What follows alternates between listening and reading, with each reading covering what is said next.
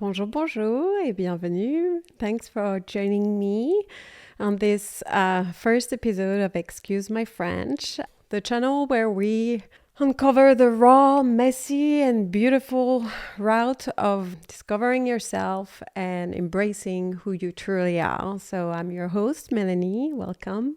And today we're going to talk about something that is very important and very invisible in my life, which is living between two worlds, because I grew up in France, was raised there, was part of the French culture. And later on in life, somehow, by complete accident, I moved to America. So I will dive into this story in an entire episode, but I went to Florida when I was 24 years old for a vacation. And I happened to meet an American on my flight. And I'll give you the details of how everything unfolded at some point, but pretty much I never went back, never returned back home. I mean, I did for a very brief amount of time.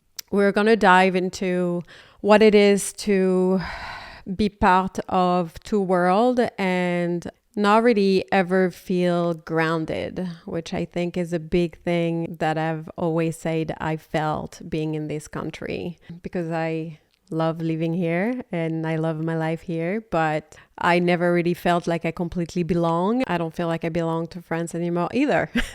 So where am I? Lost in between both worlds. Being born and raised in France, I grew up with the French culture, which is pretty deep. I think a lot of people see France as being very romantic, very free in some aspect and not in so many others. Elegance, fashion is a big thing. The food.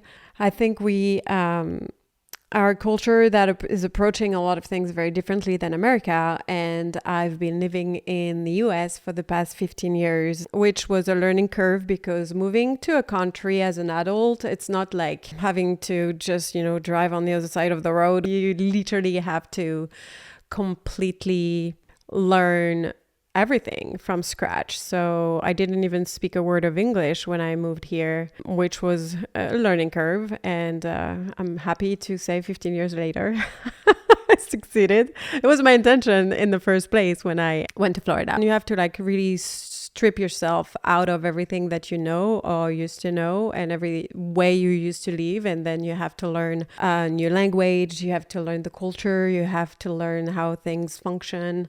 And it's not an easy job. I think personally, I took the leap without even comprehending what it would intake. So I'm very known to do first, think after. Here I am. I felt it, dived into it, and thought after. So no regret, though. I'm very happy I'm here. But it has been quite a ride. And that's a lot of things that I'm going to share in today's episode. If we talk into an emotional aspect, I think both cultures are very drastically different, because it's something that I've struggled a lot living in this country. I think in France, we're way more shy when it comes to emotion. I don't know if shy is a word, but I think we use emotions in a very different way. First of all, they're way more challenging to express. They're not as open to hear, but they're also deeper and more raw and more subtle. And I think this is also maybe why we see France as being so romantic, if we don't talk about how Paris is beautiful and the rest of the country as well. But yes, there's this I've always struggled so much in American culture when everyone says I love you in such an easy way. I've always been very raw and very front about everything, which Americans tend to be a little bit more politically correct. So they will always stay neutral and happy, and have friends that will know me for not too long and they would hug me and say I love you, and I'm like, no, you don't. You don't love me. You appreciate me, you like me, but love is a very strong powerful feeling. And I think this is like a big emotional thing in both culture that is used very differently. So to me as a French person, and that's the way I was raised, I've learned to keep these emotions and express them for very specific people.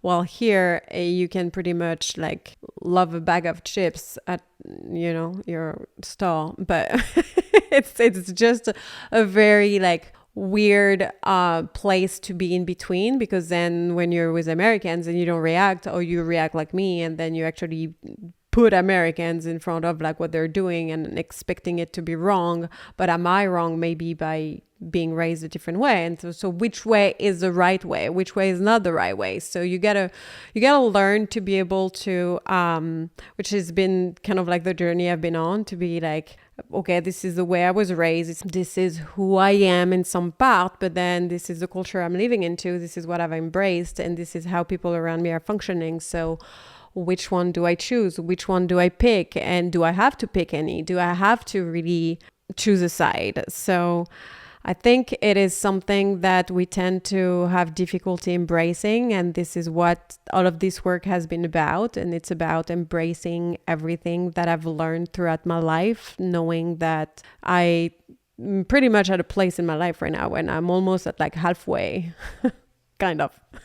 Almost between both worlds, and picking and choosing the good and the bad and mixing them together can be quite beautiful. So emotionally, I think both cultures function very differently, and navigating the world and navigating other people through them can be challenging, because you gotta, at the end of the day, remain who you deeply are, but also not offend people around. And this is something I will talk about in an episode, because I'm not going to dive into it right now because it's going to take way too long. But I've been with American men since I've been in this country, and that also is very different than the French one. The culture, the romanticism, the approach, the everything is drastically different. So I will dive into that when we'll dive deeper into dating. I wanted to talk about the emotional divide that there is between both cultures and both countries, and what I learned from them, what I think can be retained from both, and just, let go of. Moving into a new country as an adult, I think is something drastically different than when you're a child and it's brought up to you. Even though I was kind of like a young adult, in some ways I was very mature. I thought I was so mature back then. And now I look back and I'm like, girl, if only I could talk to you for a second. Pretty sure I feel like the same with me today and me in 15 years. But here I am. So right now, I feel like I've learned quite a few lessons out of life. When you move to a country as an adult and you do it the way I did, which is without ever really thinking of it, then you just throw yourself into a machine that there's no way back from, and you have to restart everything from scratch. I left my family behind. I left my career behind. I left my friends behind. I left pretty much everything behind. My furniture, it's just, which is, silly, but I just took my luggage, my clothes, and here I am.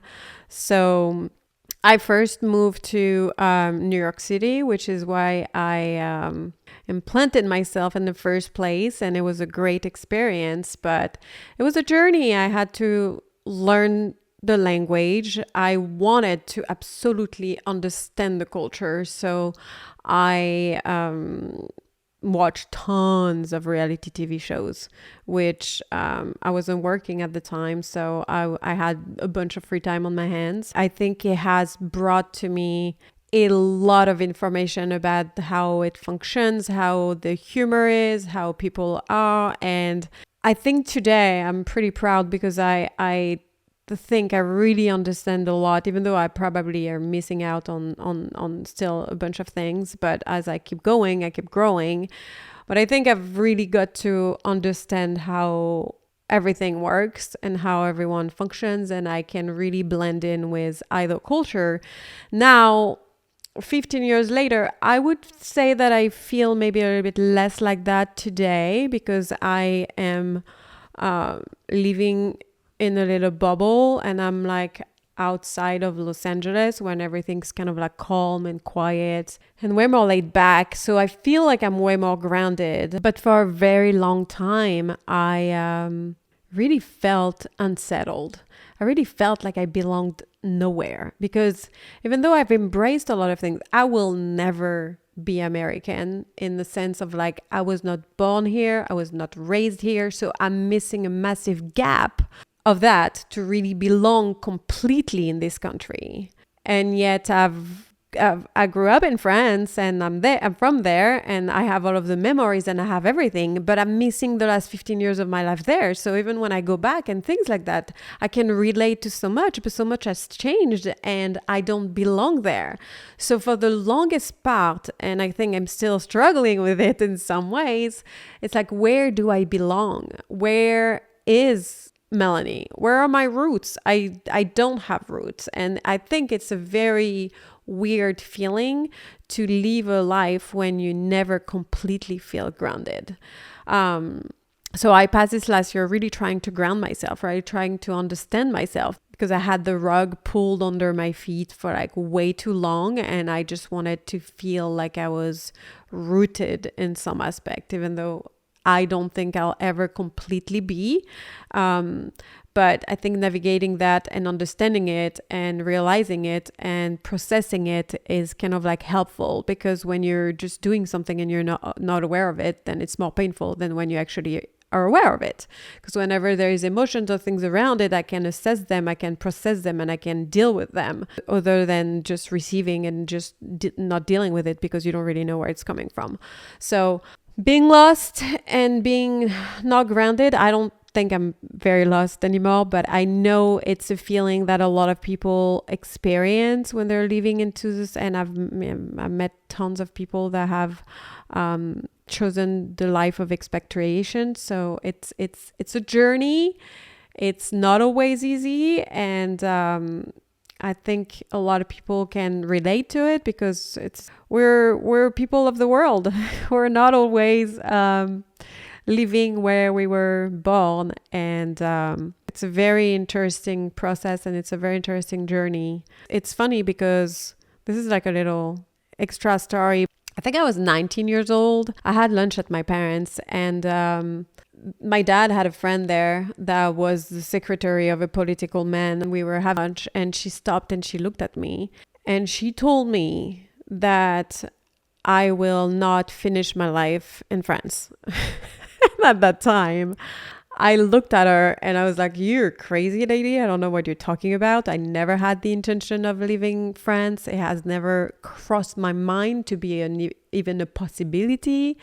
I had a boyfriend. I had my career that was starting in TV, and I was just a million miles away for thinking it would even be a possibility." And then she told me a couple of the things which ended up happening too, which is wild.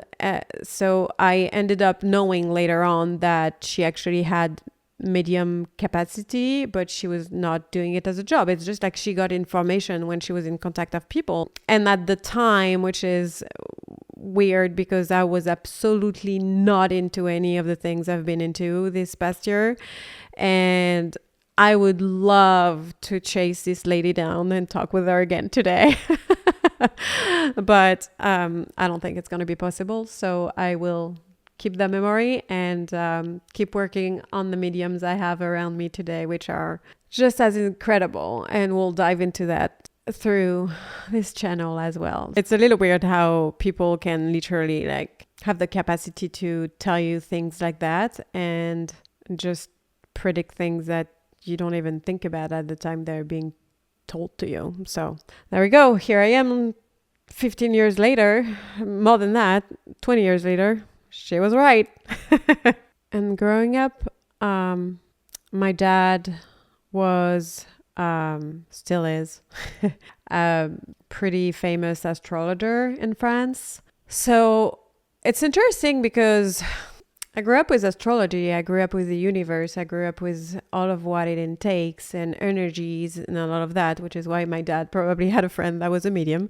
And it's funny because I grew up in that, but even at the time growing up, it was not something very well seen and as open as it is here in America. I think the world is opening up in France about it as well, but it was a very different environment than today. I grew up with astrology and I grew up hearing my dad talk about it and I grew up with all of those things, but I've never really took interest into it. Not as much as I did dived into it a little bit because when I was working in TV, I think I was 20 years old or 21, something like that. I did co-write a book with them. So that kind of brought things together. And then I dived into it a little bit more, but still not to the depths that I am now.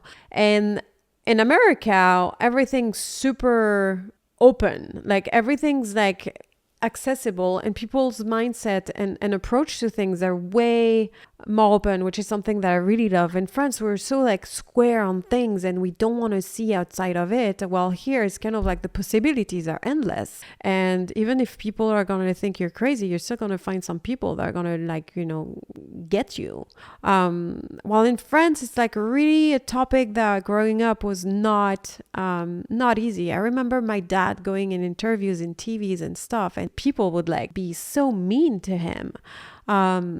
So I don't know if that's because of a different generation, different approach to things, or if that's really the difference in culture, because I think people don't see it in a related way, but actually do. And this is the point of this channel, is I see astrology, spirituality, healers, energy healers. I see all of the things are actually therapists to me. They're doing therapy. They're bringing me insight about me. They're teaching me so much about me, which is not really the approach most people have with it.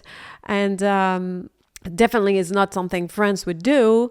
And America has always been about therapy, working on yourself, getting to know yourself and doing all of those things. But I don't know if they really dive into it either in such a way that you can really uncover as much as you should. I grew up with people telling me therapists are for, people that are really crazy. And if you do see a therapist, that means you have a real problem. While here it's approaching you need to have that. It's kind of it's not mandatory, but everyone should. And I completely agree. Everyone should work on themselves. Now, is the approach that people are doing enough? I am not completely sure about it. So I think there is way more to do than what we're doing today on the surface level. We have to scratch deeper and go a little bit more in depth. But we'll dive into that. So I wanted to do a little exercise. See if there is a place within you where you feel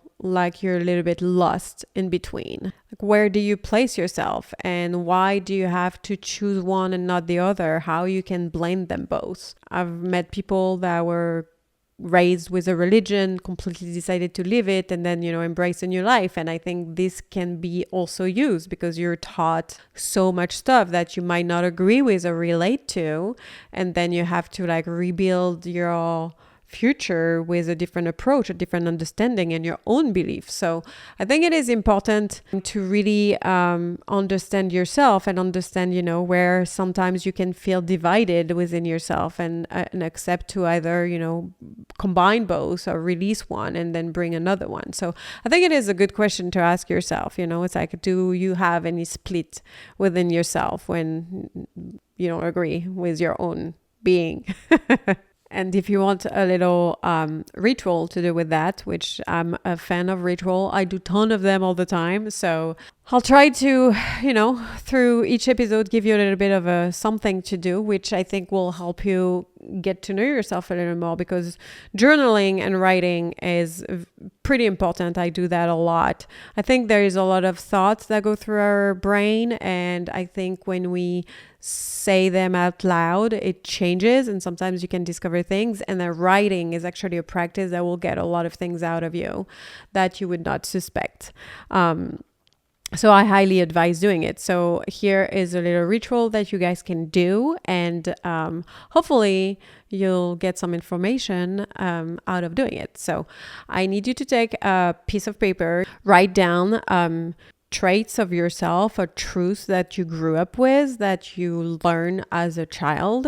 You're going to write down the same about your life right now and as an adult, and then you're going to compare them together, and you're going to check and see if they actually align. How do they cohabit?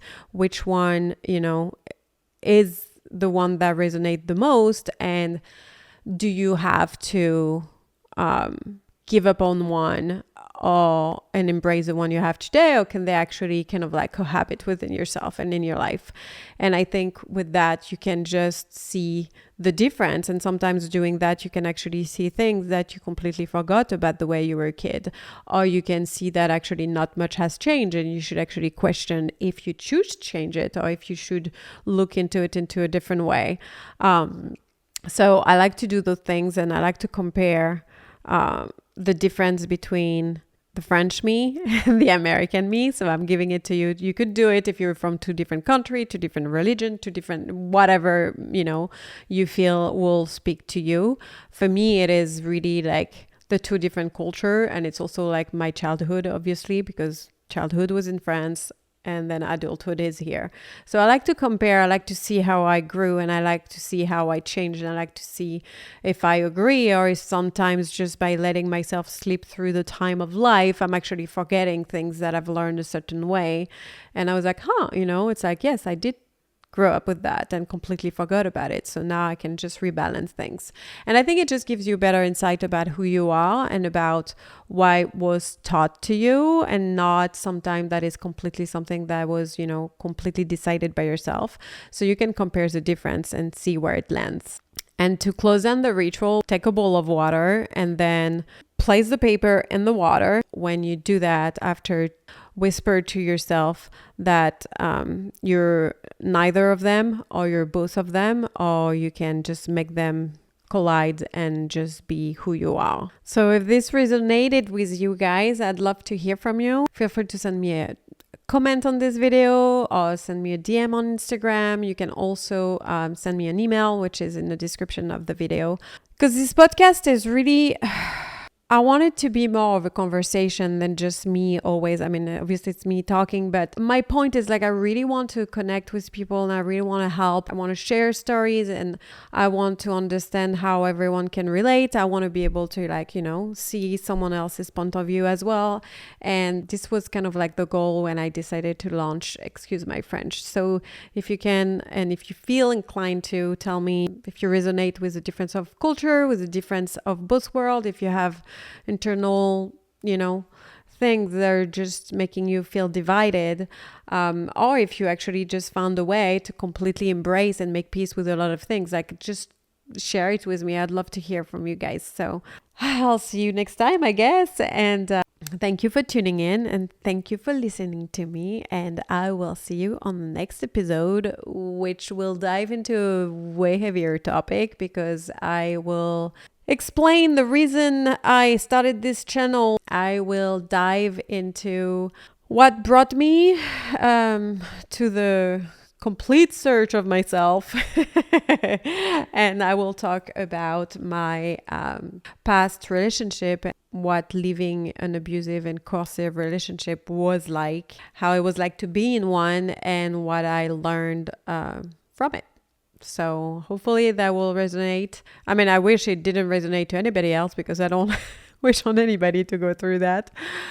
But I've got to learn that there is many me in this unfortunate scenario. So yeah, we'll dive into that, and we'll talk about it a little deeper. So until next time, je vous dis à bientôt et au revoir.